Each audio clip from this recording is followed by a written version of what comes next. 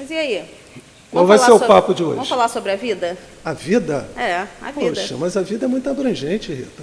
É, eu sei. E aí a gente não dá muita trela para isso, né? Falar da vida fica uma coisa tão comum, né? A vida é eu estar aqui, vivo, não é? E não é só isso, né? Então, a vida envolve tantas coisas, então a gente pode tantas falar complexidades que de né? repente a gente não tem a menor consciência, né? É verdade. Então é isso. Olá, eu sou a Rita. Olá, eu sou o Silvio e esse é mais um bate-papo informal de número 82, cujo tema vai ser qual é o valor da vida, não é isso? E, gente, antes de nós começarmos o nosso papo, nós pedimos a você que entre no nosso canal, se inscreva se não tiver inscrito, né? Dê o seu like. O like é muito importante para o nosso trabalho, para o YouTube reconhecer, né, a abrangência daquilo que nós estamos fazendo. E ainda, se você gostar muito ao final, repasse para um amigo seu. E nós ficaremos muito gratos. Então, Rita, nós vamos fazer hoje um bate-papo informal baseado num livro de Francisco Cândido Xavier. O Missionários da Luz, né? Que por intermédio do espírito André Luiz. Ele foi psicografado pelo Francisco Cândido Xavier.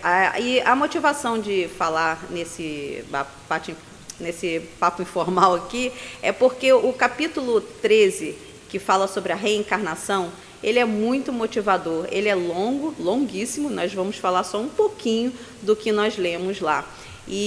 Mas ele é muito elucidador e é muito importante para que todos tenham uma noção de como nós chegamos aqui onde estamos, né, encarnados. Então, a encarnação não é uma coisa simples, né? Nós nem paramos, eu acho, para pensar sobre isso. Eu acho que por isso que fica uma coisa meio, o que tem a ver, né? A encarnação, a vida, que papo é esse? Então, eu acho que é importante que nós entendamos a complexidade, né, que existe nesse fato de reencarnar. É claro que cada reencarnação é diferente, né? Com certeza. Né? Cada caso é um caso.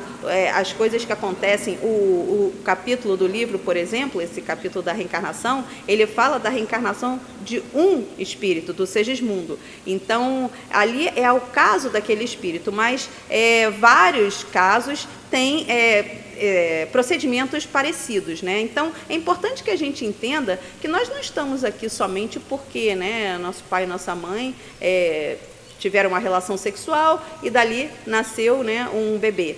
Então, não é só isso. O que tem antes disso? O que tem por trás disso, né? Por que nascemos? Como, né? Qual é a nossa programação? Então, é muito importante que a gente entenda esse processo anterior, né, ao nascimento, até para darmos mais valor à nossa vida. Então, conta pra gente, Rita, né? Como é que o Segismundo, né, reencarnou, quais foram os processos, né, e o que a gente aprendeu, né, com essa obra maravilhosa de Francisco Cândido Xavier e, mais uma vez, a psicografia do André Luiz, do espírito André Luiz. Né? Foi pelo espírito André Luiz. Então, assim, não vai dar para falar tudo, que em 10 minutos a gente nem consegue ler o capítulo todo, ele é extenso demais. Então, eu vou dar, assim, o que me motivou mais, né, com a leitura desse capítulo, e depois você pode dar a sua opinião também sobre o que te motivou. Porque quando a gente lê alguma coisa, né, cada um vai apreender mais ou vai focar mais em alguma parte, né, daquela leitura. E o que me impressionou bastante foi todo o trabalho, o carinho que são equipes, né, de espíritos que trabalham em cada encarnação. Então, nós não nos damos conta de como esse trabalho é importante, do tempo que é levado para que isso aconteça. E aí nós chegamos aqui, nós encarnamos, e o que acontece? A gente não dá o menor valor. Muitos de nós, o que acontece? Achamos a vida chata, a vida não tem valor, não tem sentido, e aí cometo suicídio, não é? Achando que eu vou resolver meus problemas, e não, eu acho um outro problema, né? Depois que eu cometo esse ato. E aí outros, né, também usam a vida de uma forma tão vulgar, né, tão negativa, e ainda tem aqueles, né, aquelas e aqueles que acham que têm o direito, né, de escolher pela vida de um outro. Eu não vou julgar aqui, porque eu também tinha um outro pensamento. Quando eu era mais jovem, eu pensava diferente a respeito de se tirar uma vida de dentro do ventre. Agora, hoje, eu já entendo de uma outra forma. E após ler esse capítulo, isso foi muito mais reforçado, que não é uma decisão minha, essa decisão, né, de eu tirar um filho é uma decisão muito egoísta. E esse egoísmo não quer dizer que a pessoa é ruim, quer dizer que a pessoa é ignorante, porque essa nossa forma de ver a vida é parte de uma ignorância nossa, né, de não ter esse conhecimento de como isso tudo acontece. E aí, o que acontece? Eu decido pela vida do outro. E o bebê foi perguntado se ele queria interromper ou não a sua vida, entendeu? Então, esse capítulo é muito importante para que a gente entenda todo o processo de como nós chegamos aqui. E, a partir disso, valorizarmos esse momento que nós estamos aqui. E não é, se você me permite, Rita, e não é só você tirar a vida por meio, no caso do aborto. Quando você tira a vida do outro por meio irmão, né, das mais diversas formas de violência, né, você está, de certa forma, se arrogando uma condição que você não tem. Primeiro porque você não é dono da vida. Digamos que você é um síndico desta vida, né? Porque se a vida é uma dádiva de Deus ou da suprema divindade, você não é dono. Né? Então, eu gostaria só de ter dito isso, mas continua aí. Porque eu até tinha esquecido também dessa parte aí também, né, que nós cometemos esse erro, né, de acabar com a vida do nosso irmão, né, do próximo. E a nossa lei aqui na Terra, ela é falha, né? Ela pode até não ser perfeita, mas a lei de Deus, ela é implacável, infalível, né? E para toda causa existe um efeito, né? Então, para tudo que nós fizermos, né, vai haver uma consequência depois disso. E aí vem mas isso a gente faz pela ignorância mesmo, né? Os espíritos mesmo falaram, né, para o Kardec que nós nascemos como? Simples e ignorantes. E o que isso tem a ver? Né? Simples porque a gente vem como uma folha em branco. Deus nos dá quando a gente chega, né, na fase hominal, é que a gente tem o livre-arbítrio, porque antes disso, não. Né? Então, falando aqui dessa nossa fase, né, que estamos agora, essa fase hominal, Deus nos dá esse livre-arbítrio. Então, nós viemos como uma folha em branco e nós vamos preenchendo a nossa história ao longo do tempo. Cada encarnação, né? Ao longo do tempo, isso. A gente vai preenchendo ali a nossa história, né? E somos ignorantes por quê? Porque nós vamos conhecer durante todo esse processo, nós vamos apreendendo coisas, né, durante a vida, sobre a nossa vida, sobre o universo, sobre o cosmos, sobre tudo. Só que nós não sabemos de tudo, né? Então, somos ainda ignorantes, mesmo nessa fase hominal, ainda estamos com um grau de ignorância alto. Porque só o fato de você tirar a vida do outro, né, já demonstra uma grande ignorância à lei da causa e efeito. Né? E em relação a esse fato também de tirarmos a vida do outro, né, existe aí uma questão que muitos de nós desconhecemos e é natural dentro do nosso processo de aprendizado, que o fato de abrigarmos uma vida é um trabalho em prol da divindade. Nós não abrigamos uma vida porque eu quero ser pai, ou porque você quer ser mãe, ou porque a minha mãe quer ter um neto. Não é por isso. Né? Os engenheiros siderais, quando decidem por uma determinada encarnação, é para que cada um de nós, dentro de uma concepção de serviço ao eterno, possamos abrigar uma alma e essa alma, através da nossa dedicação, do nosso amor, tenha a capacidade de se desenvolver. Era assim que a gente deveria pensar, né? Na verdade, a gente ainda pensa, né? Vou dar um netinho para minha mãe. Não, o meu filho, fui eu que fiz. Não, não é o seu filho, não foi você que fez. Você, na verdade, digamos assim, intermediário, um intermediário entre a vontade superior e o seu desejo humano. Mas, na verdade, você está servindo. Né? E a gente não tem essa consciência de estar servindo. Mas vamos voltar ao Segismundo, né, Rita? Não, pois então, porque o que acontece? O Segismundo, para quem não leu a obra, né, ele foi uma vítima, né, do pai que vai, do espírito que vai ser o pai dele nessa encarnação, né? Ele está querendo que ele Porque, na verdade, o Segismundo, na encarnação passada, teve uma questão e ele acabou matando a pessoa que nessa encarnação virá a ser o seu pai. Aí, quer dizer, ele tem que resgatar esse ato, né, que foi feito lá no passado. Então, por isso nós reencarnamos, para resgatar, né, Coisas do passado que foram negativas. Então, temos que consertar o nosso erro. E aí, o que acontece? Ele tem medo de voltar, porque, na verdade, quando a gente reencarna, né, a gente esquece muitas coisas, porque na erraticidade, quando não estamos no corpo físico, não é? Nós temos a nossa consciência é um pouco mais expandida, e nós compreendemos e vemos mais coisas e conseguimos aprender mais coisas. E quando estamos no corpo, né, é como se estivéssemos meio que encarcerados, e a própria consciência, ela realmente fica um pouco mais restrita do que quando ela está, né, na erraticidade. Então, esse medo dele de encarnar, na verdade, é o medo de não lembrar de tudo isso que ele sabe, né, e cometer um erro de novo. Mas nós não devemos ter esse tipo de medo, né? Nós temos que confiar. E aí a confiança vem a fé que a gente tanto fala aqui, né? A fé nas leis. Se eu entendo a lei divina, né, as leis divinas de causa e efeito e da reencarnação, eu não tenho o que temer, eu tenho só que tentar seguir a minha vida no caminho reto, né? O caminho reto, o caminho correto, o caminho mais positivo. E se eu fizer dessa forma, né, provavelmente eu vou cumprir com a minha programação. Mas o medo é uma coisa que, né, muitos ainda tem, e é uma coisa que realmente atrapalha a nossa evolução. Não é? E a gente não pode esquecer que nesse livro o André Luiz ele funciona como se fosse um repórter, na medida em que ele é convidado pelo Alexandre para assistir à encarnação do Segismundo. Ele é um aluno, né? E uma das coisas que é ensinada pelo Alexandre a todos nós é exatamente a função da concepção. Né? Que nós temos o hábito, né? o conceito da chamada relação sexual. E esse conceito da relação sexual, nós colocamos isso de uma forma muito pueril, de uma forma muito simplória.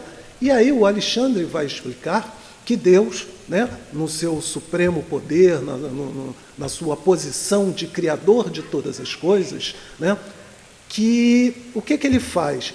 Isso que nós chamamos de relação sexual, quando nós consideramos isso entre os planetas, a gente pode chamar isso de magnetismo. Né? O que a gente chama de relação sexual entre os seres encarnados é a expressão máxima do amor. E o que a gente também chama de relação entre os elementos químicos, né? A gente pode dizer que isso é aquela simbiose que existe entre os elementos químicos, que nós deveríamos mudar o nome da relação sexual para uma relação de qualidade. Porque na medida em que nós percebemos, né, que o ato de gerar, primeiro, não deve ser circunscrito a uma parte do seu corpo, porque nós estamos reduzindo o amor de Deus por toda a sua criação a uma sensação numa determinada região dos nossos corpos. Né? Nós estamos esquecendo que, ao invés de nós ajudarmos a gerar, no sentido de que vidas, vidas, para que essas vidas evoluam e para que elas possam ser co-criadoras, a exemplo do que Deus é, né? Nós usamos isso como prazer, nós usamos isso como uma forma egóica, esquecendo, como a Rita falou no início, né, que um conjunto de espíritos sempre participam para que aquela gestação possa se dar, para que aquela alma possa cumprir a sua tarefa dentro, né, de uma programação reencarnatória. No caso do Segismundo, a gente já sabe que ele vai vir com problemas pulmonares, porque foi na região onde ele deu um tiro no seu antigo algoz, e que nessa encarnação vai ser seu pai. Agora, vocês imaginam essa coisa. Quantos de nós não têm a menor noção que muitas vezes o nosso pai, a nossa mãe, o nosso irmão foi, né, um adversário de vidas passadas. Isso a gente já falou, né, naquele papo da família, né? E aí a gente não entende o porquê da complicação de uma relação familiar. Por que eu não me dou bem? É minha mãe, como é que eu não posso gostar da minha mãe? É meu pai, por que eu não gosto do meu pai? Ou por que eu me sinto estranho naquela família? Né, as ovelhas negras, né? Não tem? Os papos, né? Tem sempre uma ovelhazinha, né, diferente ali naquela família. Mas é por causa disso, a gente vem para resgatar, né? Na verdade, a nossa vida aqui é temporária, né, encarnados, não é? Nossa vida é eterna, nós somos imortais.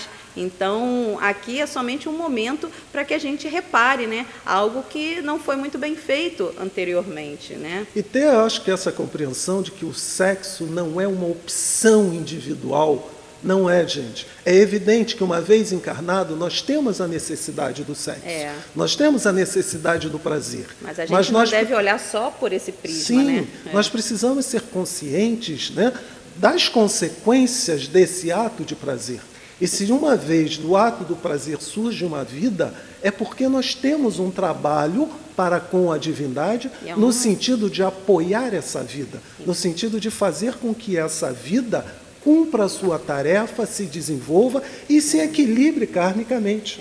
Inclusive é interessante também que uma das perguntas do Alexandre, né, ou do Alexandre não, do André Luiz, né, para o Alexandre, que é o orientador dele, é nessa questão, porque como tem essa equipe de espíritos, né, sempre ali presentes e tal, prontos para ajudar, tem toda uma preparação antes do espermatozoide chegar ao óvulo e tal, e aí ele falou, mas eles não têm privacidade na relação sexual, né? É uma pergunta interessante que nós faríamos também, né? E ele disse que não, naquele momento ali existe a privacidade do casal, aquele casal que realmente, né, tem aquelas intenções, né, boas e não está ali somente, né, ao bel prazer. Aquele casal que, se você me permite, que ele disse uma coisa que eu acho que é muito importante, que tem uma vida reta. Né? Ele fala isso, entendeu? Então, esses casais e tal, naquele momento íntimo, eles têm a privacidade deles, sim, os espíritos não ficam ali olhando e vendo como é que está fazendo, nada disso, entendeu? Tem a privacidade.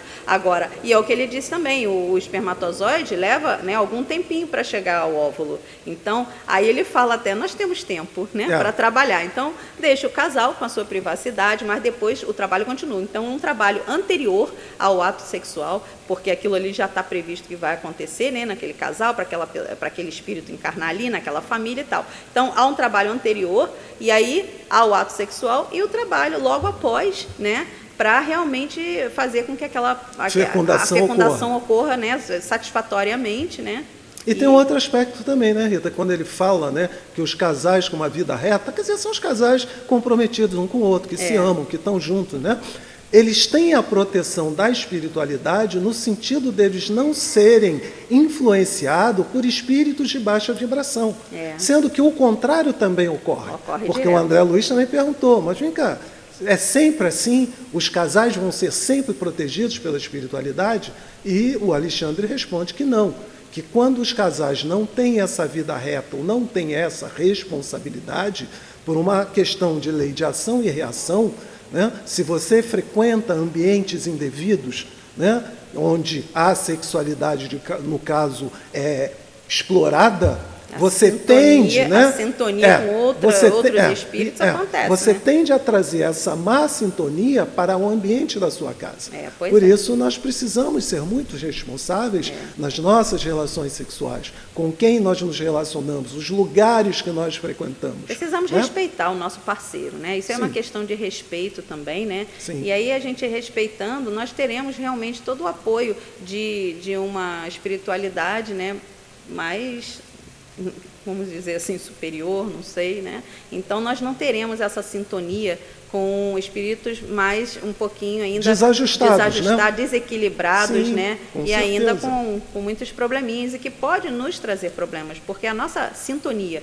com espíritos desse tipo, não é? Não vai nos trazer nada de bom, não vai acrescentar muita coisa, pelo contrário, pode até nos comprometer, né, muito mais. E também um outro aspecto, que no caso do Segismundo, ele teve uma grande ajuda da espiritualidade, porque uma vez quando ele estava na erraticidade, ele começou a trabalhar na erraticidade e começou a fazer coisas positivas na erraticidade. Sendo que, exatamente por tomar consciência na erraticidade, né, uma vez que ele estava ajudando os espíritos que estavam desencarnados, não sei o que, coisa e tal, né, nesse caminho de uma maior espiritualidade, o que ele sentiu? Caramba, enquanto eu for uma alma devedora, eu não vou estar sendo verdadeiro com esses espíritos que eu estou ajudando, né? Então, já que eu tenho um débito na Terra, eu vou pedir para descer. É tipo assim, né? Como é que eu vou ensinar uma coisa que eu ainda não aprendi? Ou que eu ainda sou devedor, que eu ainda sou devedor, porque eu ainda não aprendi, né?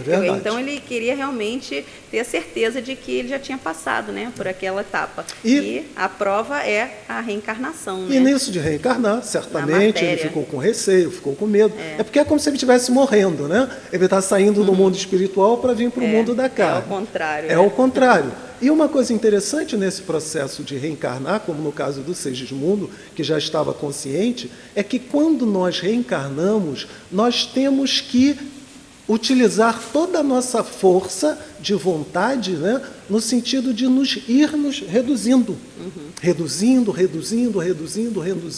até chegarmos à forma material.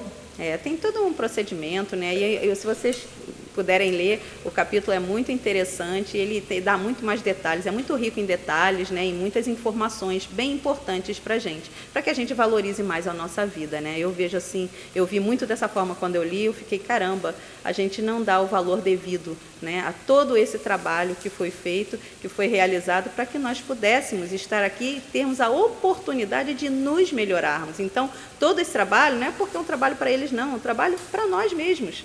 E nós realmente precisamos ser gratos a isso.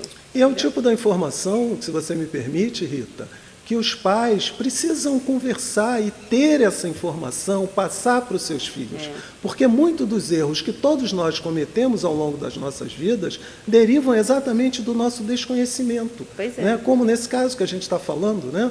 Dessa questão de você ser pai, de você ser mãe. Isso não é um capricho do nosso ego. Isso é uma tarefa que nós temos para com a divindade. E quanto mais consciente nós formos disso, né, muito mais amorosos nós vamos ser com os nossos filhos, né? Muito mais conscientes da necessidade de estar presente na educação deles. Pois é, nós nascemos ignorantes, mas não é para ficar ignorantes para sempre. Então, precisamos realmente desse conhecimento para que a gente possa aplicar esse conhecimento, né, e realmente nos transformarmos em seres mais evoluídos, né? Então, eu acho que tá bom, né? Tá bom, né, Rita? Vamos pedir ao pessoal para visitar o nosso canal. Dê lá o seu like, deixa lá a sua sugestão, tá, de outro papo. Isso ajuda muito a movimentar o canal, ok? Isso. E não esqueçam de se inscrever se você não tiver inscrito. E se você gostou do nosso papo, nos ajude, repasse o nosso vídeo para os seus amigos, né? E mais uma vez, como a Rita já disse, mande sugestões. Isso aí. Muitíssimo obrigado, um ótimo final de semana. E leiam essa obra do Francisco Cândido Xavier, porque